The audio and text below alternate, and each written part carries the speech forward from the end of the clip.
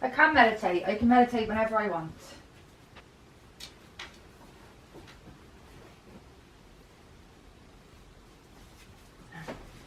I've set a timer because I have something to do later, and it's my first time going to like go and do that thing from this new house, so I have to factor in like extra time or so that I don't get stuck or I'm not late or whatever. So that's where the timer comes in handy.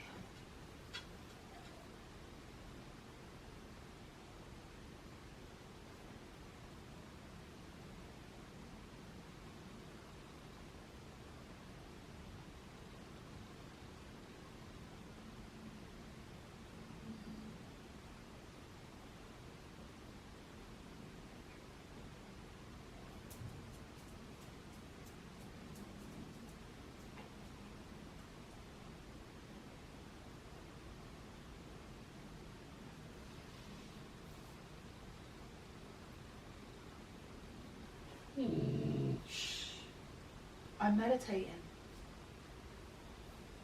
I'm meditating. You can stay here and be calm with me, or you're gonna have to leave, okay? You can't be noisy.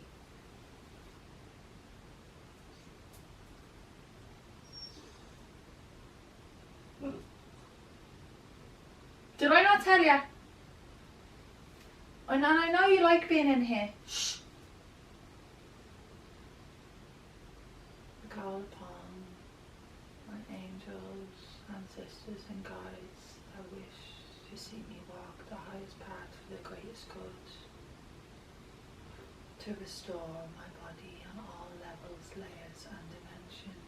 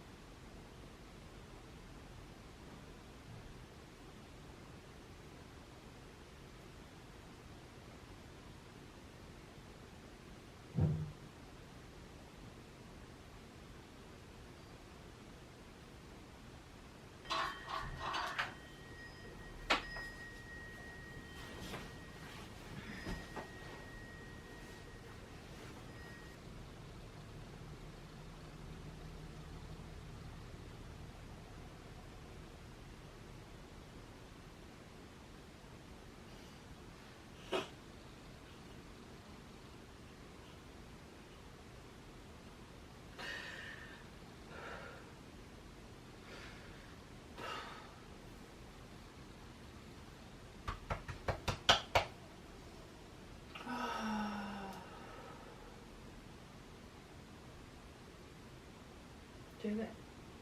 Do it. Do it. Do it. It's your truth. It's your truth. And it can help others. And it's blocking you holding on to it.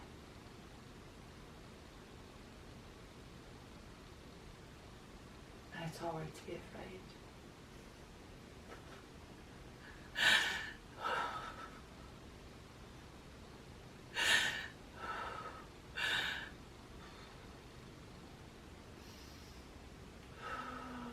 It's okay to be afraid.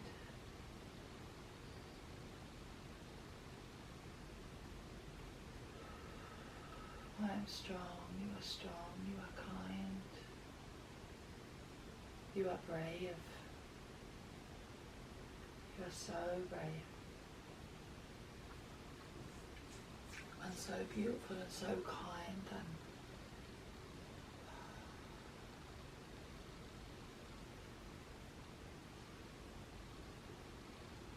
what goes on behind closed doors doesn't have to stay behind closed doors. What goes on behind closed doors doesn't have to stay behind closed doors. What goes on behind closed doors doesn't have to stay behind closed doors.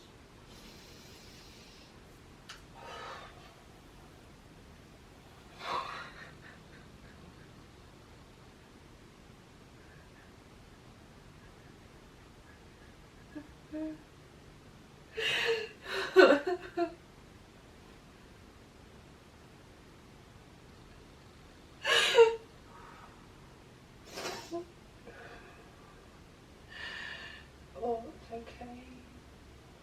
It's okay. It's okay.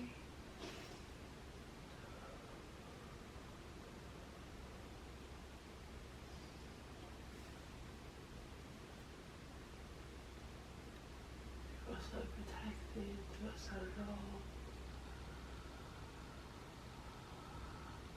Oh.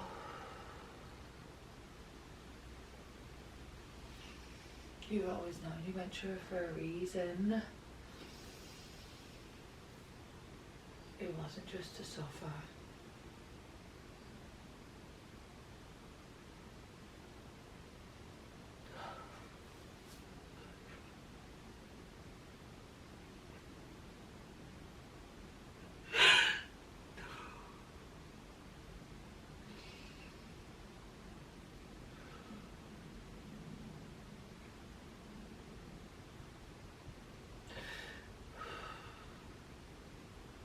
I'm safe. I'm safe. I'm safe to use my voice. I'm safe to use my voice. I'm safe to use my voice.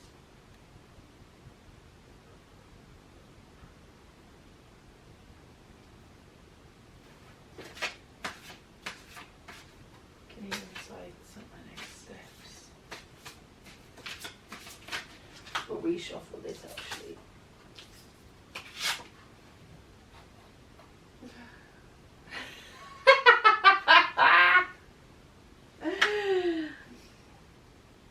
Letting go.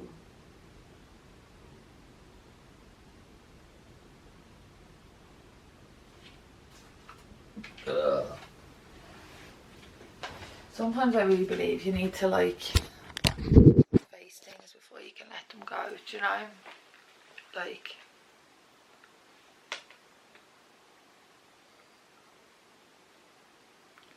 are you letting it go or are you forcing it down? I don't know why I felt the urge to be like, sorry about that. Well, no, I'm not sorry. You're watching my fucking YouTube, so. I'm the captain now. Oh. Here comes little nosy butt. Here comes nosy butt, who doesn't smell like dog poo anymore because you are washed. Aren't you, little babies? Aren't you, little babies? Okay, so we got letting go. Number 36, 3 and 6 is 9, which heralds completion. That's what that number means in numerology. This is a beautiful deck of cards. I will tag the artist. Okay. So I literally get sick. So after I had that, when was that? That moment the other day, it was Tuesday, it's now Saturday, and I have to just say this stuff because it's literally, I just feel it in my neck, like I need to say it, I need to get it off my chest. But it's making me feel sick, like I feel mad triggered and all. So I've been putting it off. I've decided I'm going to do it today, and then because there's no one home, and like this topic kind of came up with one of my girls earlier, and I was like, right, okay, this has all come up so that we can deal with it. Like I'm literally editing my first video now and I'm already like just battling with like self-doubts and all. But I'm like, putting this off isn't gonna make it any easier. I just need to fucking do it. There's no one home. I'm gonna have a bath. I'm gonna do some Reiki in the bath. I literally am looking at my eyes. I'm like, you look scared. I feel scared. I'm gonna do some Reiki in the bath and then get out and then moisturize and just love on myself. Just say loads of affirmations and calm myself down and remind myself why I'm doing this, and then just sit in front. Okay. Right. Starting to feel a bit better about this now. A good old scrub in the tub always makes you feel a bit better. This is gonna be healing, and it's worth me going through this uncomfortableness because it's weighing me down, and I can feel it's weighing me down. I can feel it as a blockage. So I'm just gonna do it because you're only prolonging the discomfort by just sitting with it and like putting off facing it. So I'm just gonna face it, and then I'll be over the discomfort quicker, and I'll enjoy my outsole more tomorrow because I have released this. I'll be in a more of a state of like relaxation and stuff. Yeah, let's do this. Okay.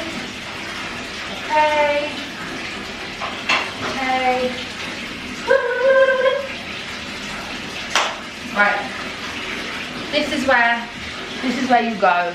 I will see you on the flip side. After washing off a face mask, I keep trying to, like, the parts of me that are afraid to speak about this keep finding, like, giving me different excuses to do different things, but I know I'm supposed to talk about this now, so I'm going to affirm that I'm a channel for divine light. I'm a channel for divine light and beautiful souls that need to find this video that will be assisted by this.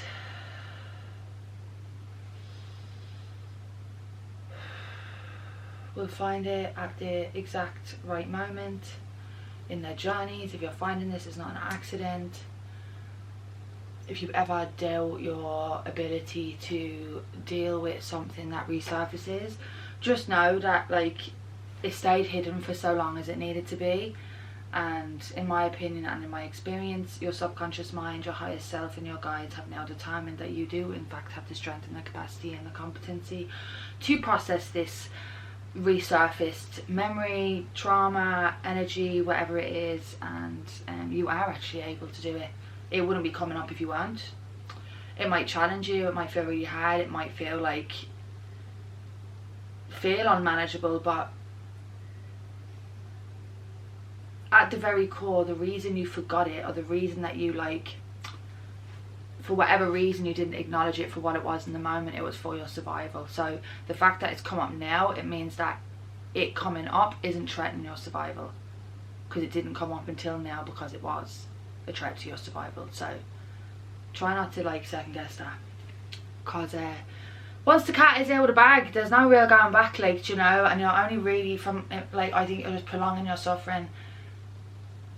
That's not to make you feel bad or guilty or shameful if, like, these things have, like, surfaced for you, or you felt like little nigglings and stuff, and you have your reactive, like, response has been to, like, suppress it, because that's a very natural pattern that people get into, and it takes a while to break that pattern. And we shouldn't feel guilt nor shame for patterns of behavior that we have adopted because of our environment. The thing is that you owe it to yourself to face it. No one else suffers because of it, only you. No one else is carrying the load, only you. You're doing a disservice to yourself by denying something that you know is true. But I done it for years. Okay, I need to get moisturised, hang on. I'm going to turn into a little raisin now, watch. Where's my comb? Comb time. Comb time. Yeah, I want to find my comb, and when I find my comb, I'm gonna use it to brush my hair. Where have you gone, you little silly sausage? is hot. So annoying. It's in this pile. I'm like, imagine I waste all the battery looking for the shag and calm and then I don't even get around to talking what I want to talk about. No, that won't happen. Don't worry. Don't worry. We're this far now. I've been this confronted. I hope by talking about my own experiences with sexual trauma that it will help other people to face it, because it was the strength and courage of a beautiful woman called Lynn Rowan, who is a senator here in Ireland and is a very powerful voice for the working class. And she wrote a beautiful autobiography. I didn't know whether to say autobiography or autobiographical there, so I kind of said a mix of both, but anyway. And in that she has a chapter about how she was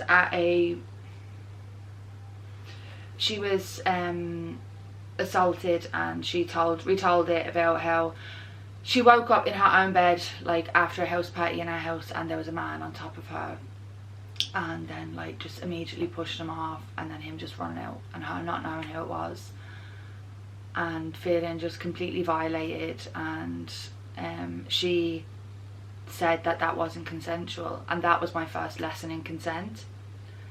I was like 23, I'd say 22, 23, and reading it.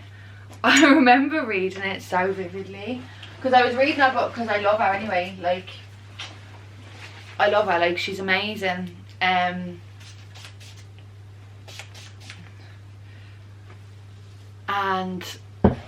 then I took a half day to go to view a house for me and my friend, because we were both living in my boyfriend's house at the time. His ma was good enough to put us up, and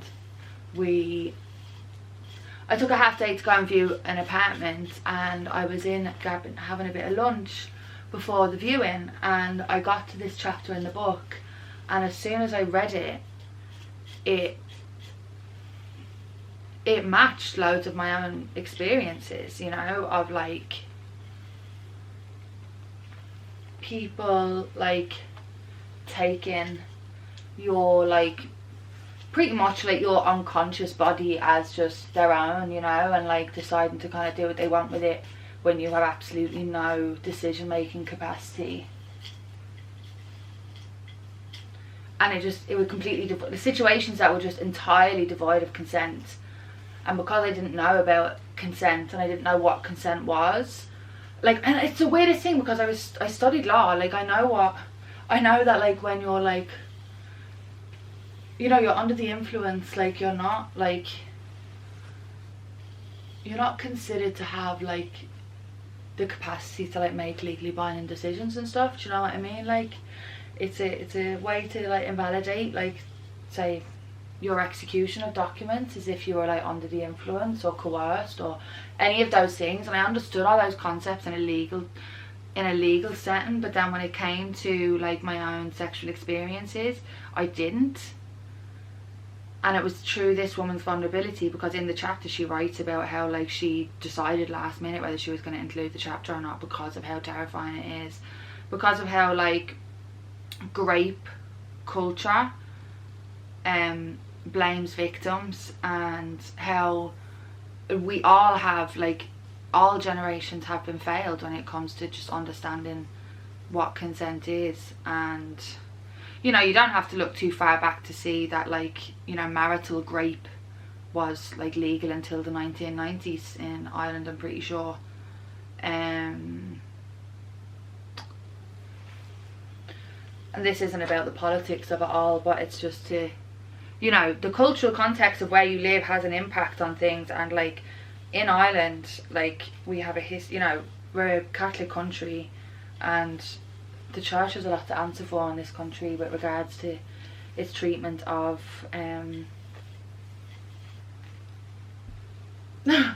everyone, you know, but especially women in the context of like reproductive health.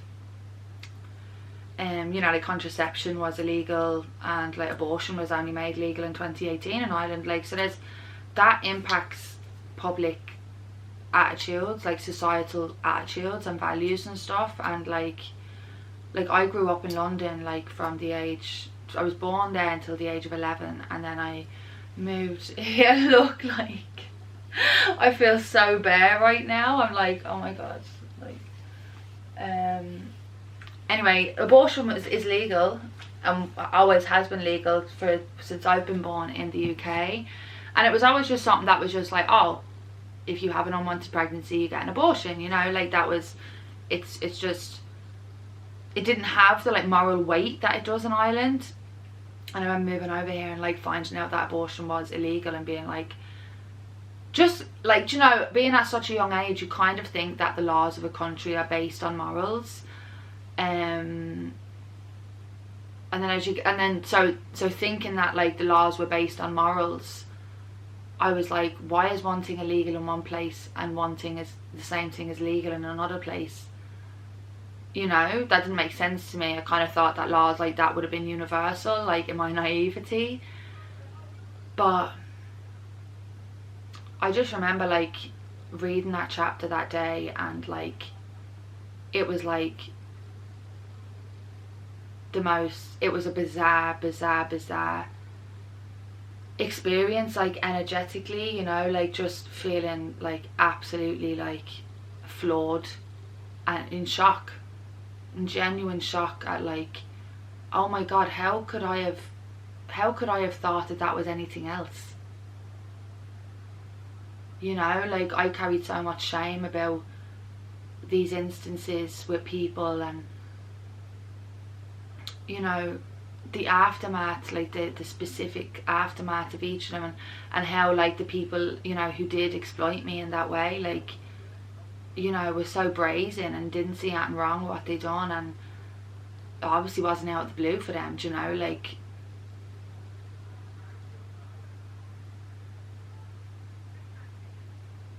Well, I'm assuming that because none of them approached me afterwards to say I'm really sorry that shouldn't have happened. You know, you can't give consent if you're like absolutely like obliterated drunk, like. And like, it's not your fault if you get yourself into a vulnerable state. Like, getting yourself into a vulnerable state is one thing. That's one thing. Do you deserve like to be like violated because of that? No. Is it your fault that that person chose to violate you because of the state you were in? No. Do you know? That's not your fault that that person done that. There is no other scenario where you would hold a victim responsible for the actions of a perpetrator. It's like, I remember hearing the example once that was like, you know, grape and like assault of a sexual nature is like the only crime where like the like victim is like like it's almost like they're presumed to be lying, and they have to like, the presumption is against them, you know. It's like, and the example was like, if you have like a, oh, I'm scrunched over there, if you have like a, if someone robs your handbag, like, and you go to the Garda, like that's the police in Ireland, like no one is like, oh well, did you want the bag to be robbed? Did ya? Bet you wanted the bag to be robbed, didn't ya? No, I didn't fucking want my bag to be robbed. Like, no one asks you that, like, do you know what I mean? But when it comes to, you know, like crimes of this nature and like assaults and offences of this nature, like that's how victims are treated, and that's misogyny. That's fucking misogyny, like, believe women, like. And there's just this whole trope around like, you know, women who speak openly about like these experiences being like demonized and being targeted. And like, when I was going through all of this the first time round, like I'm like 4 or 5 years out of that now. Like, it took me a solid like 2 years of work to just be at a place where it wasn't like getting in the way of me enjoying my life anymore. Like I had to process it, I had to go through it, like, you know. And it was such a dark time, and I felt so lost. And like I literally remember typing in like, what do I do? Like I've just realised I've been assaulted, like what do I do? And nothing came up. And I remember like pleading with like a higher power at one stage, because I was just like, all of this like stored like trauma in my body, like all of this suppressed emotions, like this shock, this anger, this rage, this, you know, fear, like that had been lodged in my body from going through these experiences and not processing them or really acknowledging them for what they were at the time. I had to go through all of that. It was like a tidal wave of emotions that I wasn't in a position to process at the time. And it was like I was drowning in it, like, and I had support. Like I was in a really, really good position of being supported, you know, and having people there for me, having people to help me to just navigate this, you know, like people to hold on to, like at moments when I was drowning, you know. But ultimately it's you who has to go through it. No one can, oh my fucking posture, no one can go through it for you, do you know, like. And like, don't know what I'm here to tell you. What am I here to tell you? Gets easier. It does get easier. And like I can't advise every specific person on like the nuances of their situation, but I do know that like, do you know what as well, the thing that led up to this realization, like I remember it was a build-up of events, because there is a very famous Irish sports star who has lots of like outstanding like allegations against him in this regard, and there is overlap. Like I worked in a place where many of these experiences happened while I was working there and were linked to my work, you know, like I don't know, I wouldn't have been in them situations had I not have worked in that place, like. And allegations were made against this sports star, and like everyone was debating it, you know, everyone was like, oh well, had their say and had their take and had their everything, you know. And like it was triggering me, like I was like getting pure vexed over it, like getting into like rows with people over it, like losing it when it would come up, you know, like it wasn't. And I was like observing it in myself. I was like, this isn't a normal like reaction really for us to be having. This is really strange, like, do you know, because like I have strong opinions and like stuff like that, but this was different. This was like I was involuntarily having an extremely like strong emotional reaction to any time anyone would try to discredit the person who made the allegations against this man. And I actually happen to know someone who was assaulted by this same man. Like it's been validated by me, and I've been in that man's company, and he has groped and molested my friends and women around me brazenly, without anyone even saying that or acknowledging it or saying that's not right, like, do you know, an absolutely fucking vile man. And like then this all led up to me reading this chapter and being like, fuck me, that was impacting me so much, because I've experienced that. And every time I heard someone be like, oh well, you know, discrediting this like woman who made this allegation, I felt attacked, because that was a thing that stopped me from the fear of not being believed. Like I remember, like I found out, I realized what happened to me on like day one. I met up with my best friend, I told her, like I just got absolutely fucked. Like we just went to the pub and I was just drinking and I was grieving, I was like in shock, you know, like I was just having like I just was like, oh my god, like just struggling to breathe, like. And then like we were staying in my partner's house at the time, we went back, and like I just went straight to sleep. I just couldn't even face him. And then I woke up at like 3 or 4 in the morning and was just like, I can't go to work and like have like I have to say things like as soon as they're on my chest. I can't hold it in, which is ironic because that's what I've been doing to myself. I've been silencing myself and gagging myself when it comes to this, and I've known from the fucking beginning that the whole point of me going through that, and the whole point of it being so fucking hard, because I remember like reaching to a higher power and being like, I don't know if I can do this, like why do you know, genuinely, like what was the fucking purpose of this? What was the purpose of me being treated like this by these people, like, and like having to carry this with me now and like live with that and that being a part of who I am? Why would you put me through that? You know, I'm drowning here, like I need help, like I'm struggling like to even manage this, you know. And I just received a message of like, you're gonna help other people with this exact thing, with this specific thing, and that you just need to focus on your own healing in this regard, and then a time will come when you will be ready to help others. And I've recently reconnected with an old friend of mine from my childhood, and it came up in conversation between us, and I was able to validate her and to say all the things to her that there was no one around to really say to me, you know, like having been through it from an informed place, you know, instead of just like, you know, I had people there supporting me and they were doing the best they could, but they hadn't been through that journey, you know.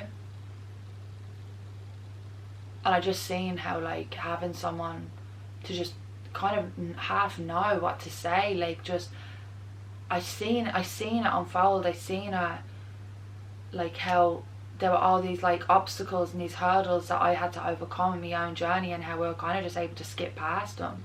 Do you know, certain ones, obviously there'll be, her journey on it is completely unique and different to her, you know, but, and to her experiences, no two journeys are the same. But like, until that chapter in that book, I'd never heard of anyone speaking openly about this stuff. I'm saying this isn't just something scary that happens to like, you know, down scary lanes, you know, with random people you don't know, you know. No, this happens at house parties. Like, this can happen in your own house. Like, this can happen after a fucking like few too many drinks on a night out, like with some work colleagues who then decide to just completely exploit the situation. Like,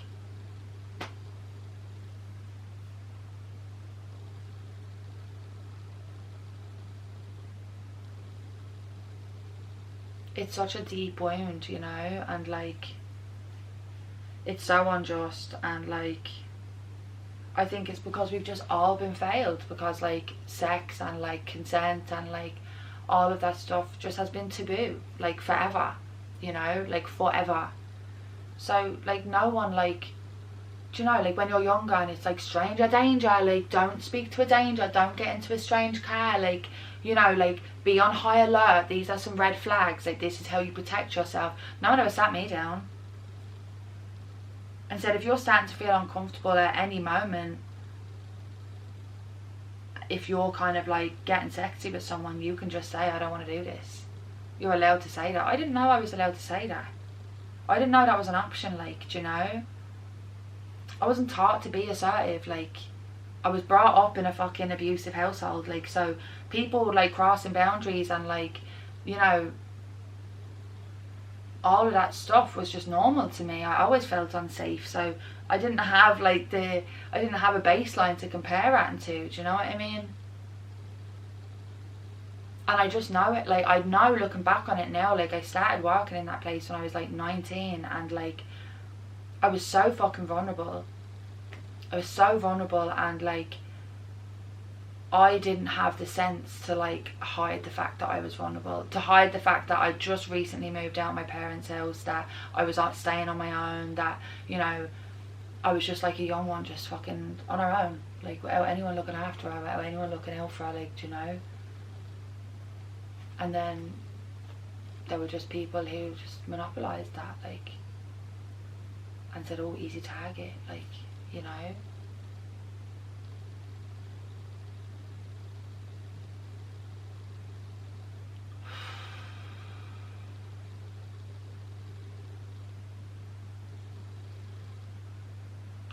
And I remember like, so the morning after the night I found out, I remember like waking up next to my partner and just like crying in the bed and just being like, I have to tell him.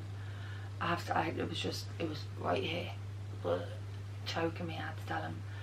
And like I was like shaking, like absolutely like shaking, terrified, like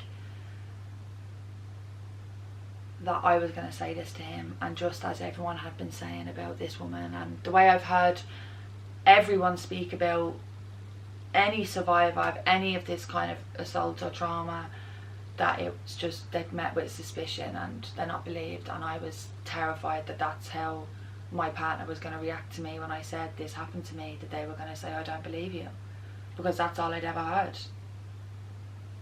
you know. And it took me like, it felt like a lifetime of me just like crying and like stuttering and tripping over me. I couldn't even get a word out, and just being like, I'm terrified, you're not going to believe me. And he was like, I'm going to believe you, like I'm going to believe you, do you know. And then I told him and he believed me, and it just opened up this whole Pandora's box. And it was arguably one of the hardest things I've ever had to go through, to just get myself like to some like place of normality where, like, do you know.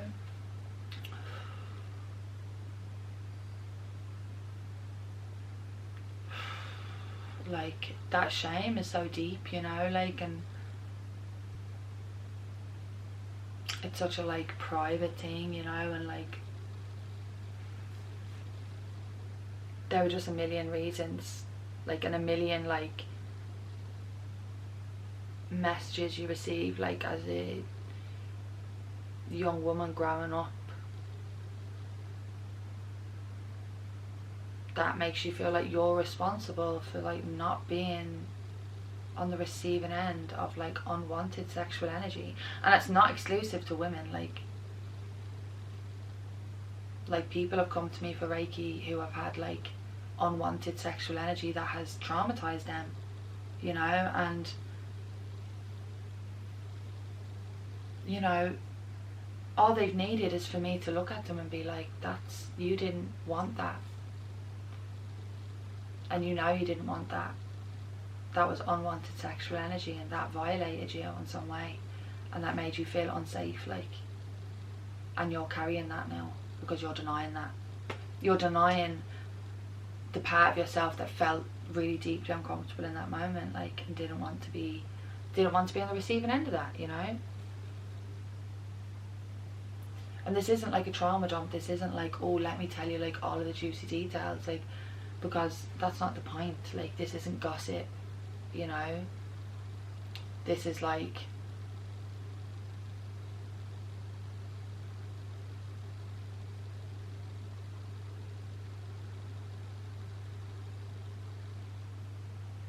I had to find a purpose in the pain, you know. I had to find purpose in the pain and make sense of what I'd gone through and why it had happened. And the way I make sense of that is that I have to heal from these wounds to then help others heal from these wounds. And that's part of my purpose here. And you can't assist people in their healing if you haven't done the healing yourself, like, and you need things to heal from, like, in order to have that practice and that experience, you know, in order to guide other people through it, like. So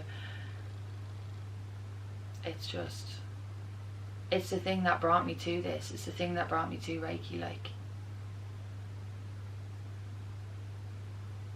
facing the heaviness of all of this, you know, and like facing that uncomfortableness, being uncomfortable, because this is making you uncomfortable.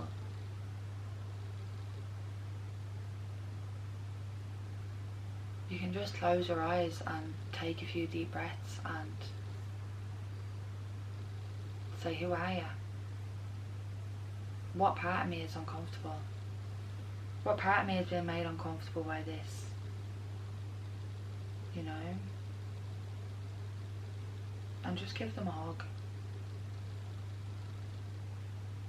I think back to it now and how like just terrified I was, like, of people saying to me about these things and the shame that I felt about them and just not wanting anyone to know and all, you know.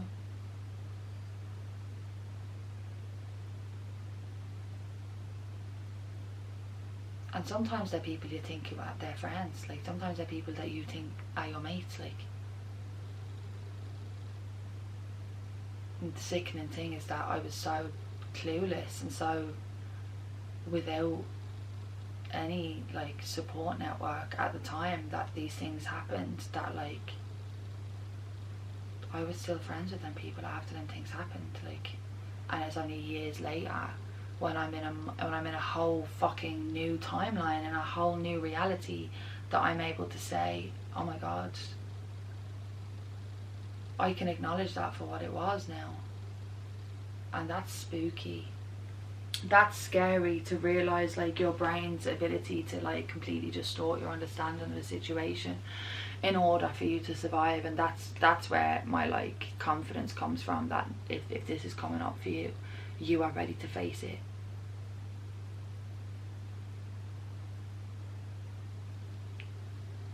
And the way that I was explaining it to my friend the other day, because like I'm a Reiki practitioner, I'm an energy worker, and like going through these intense healing cycles like is what brought me into the Reiki, you know, into being a channel, because I was brought to the depths of fucking despair, you know. I was like, how am I gonna live?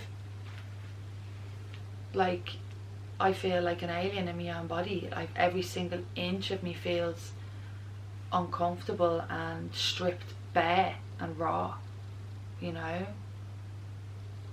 And I can't tell you how long you're going to feel that way, but all I know is that the quickest way through that is to feel it. And that can just look like curling up into a ball and lying on your bed and just crying if you need to. Because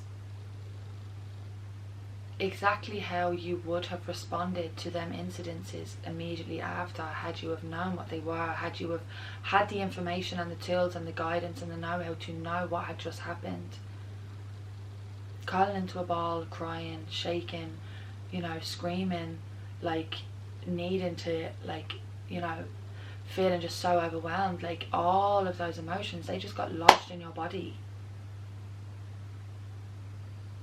you know. That scary thing happened, and a part of you surviving that was you to just close the door on that and be like, okay, let's just move on. Do you know? Don't know what just happened there. That, like, let's just like get the fuck away from that. Do you know?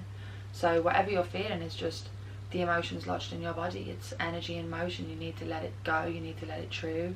Movement can be really helpful. Being really gentle with yourself can be helpful. Confiding in someone. You don't have to be able to tell them exactly what has happened to say, I've just realised that, like, I've had some experiences that were devoid of consent, that didn't have consent, that where I either felt coerced or I was completely taken advantage of. And, you know, sometimes people, you know, are paralysed by fear during these things, and that's actually a really normal response to a threat. Fight, flight, freeze. Freeze is one of them, you know.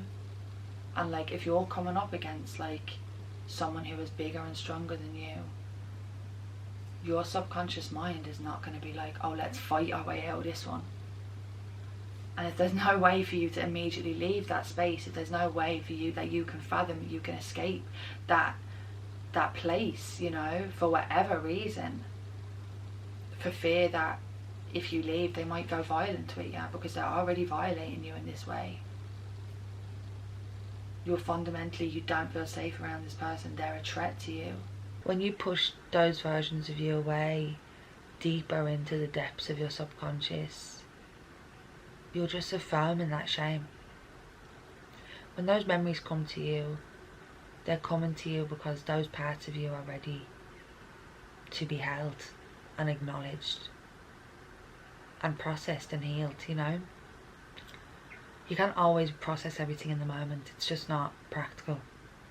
Sometimes there's other things going on, you know, and if your like survival is going to be threatened by you processing and experiencing this emotionally, mentally, psychologically, energetically in the moment, your subconscious mind will step in and kind of like take the lead.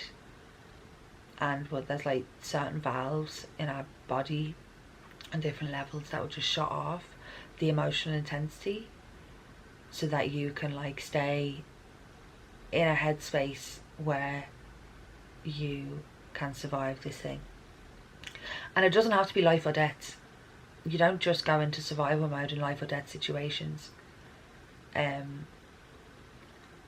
Like the death of your ego, that's a fight or flight situation. If someone's challenging your like fundamentally who you believe you are, like your identity, and you have an attachment to that identity, and someone challenges that by like pointing out contradictions or pointing out like hypocrisy or saying something that fundamentally is changing your worldview, that's like, whoa. Do you ever have those moments where you're like, dude, like, that makes me feel really uneasy, I don't know if I like this.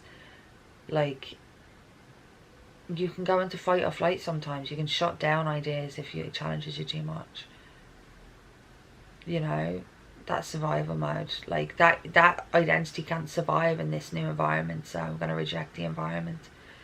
But that's only if you're resistant to change. If you're happy to change, well then you'll receive the new information and be like, wow, fuck, that's new. I'm changed after that. I'm changed after that.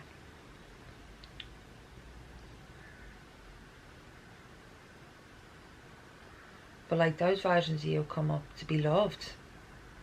It's like if I was lying here and a thought of something shameful I felt I had shame about when I was a teenager or something, and I like suppressed it, right? That's one way, like, yeah, mindlessly. That's me on autopilot. That's how I used to deal with things, but that's how a lot of people deal with things.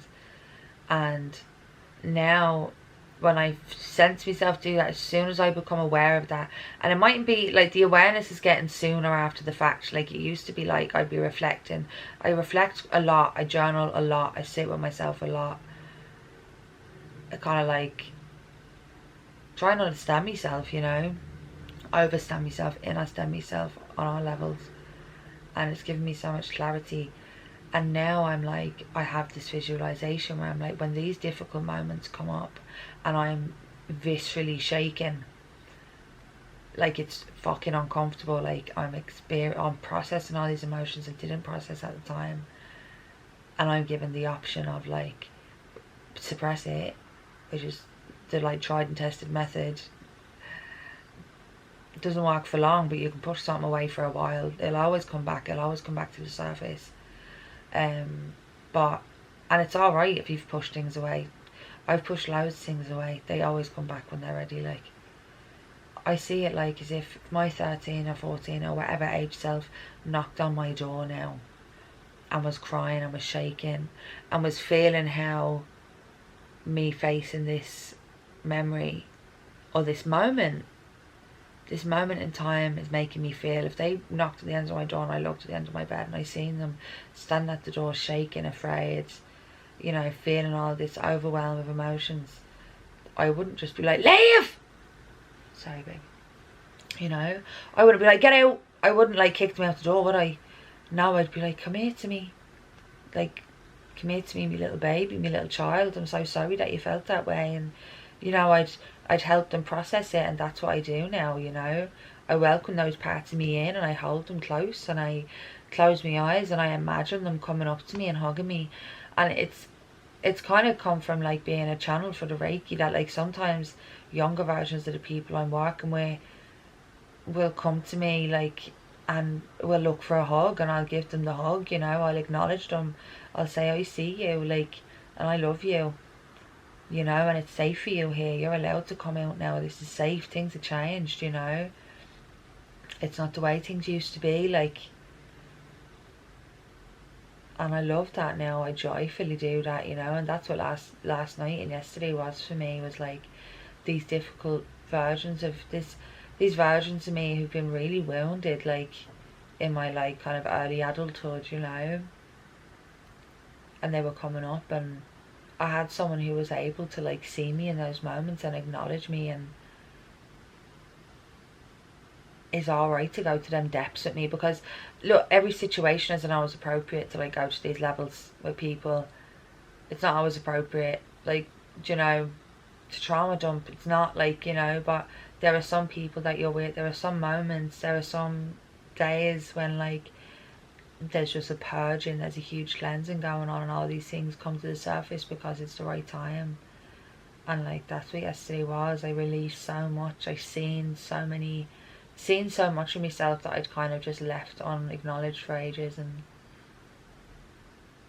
genuinely just like had this newfound love for myself, you know, because I'm talking to my friend, she's talking about sharing these experiences with me and having gone through different things. And like there were moments when she was chatting and I was like watching, like looking at her like as we were walking, and I was like, oh my god, like genuinely, like truly, like the strength of like being able to face these kind of things. And like I look like Wolverine with me like this.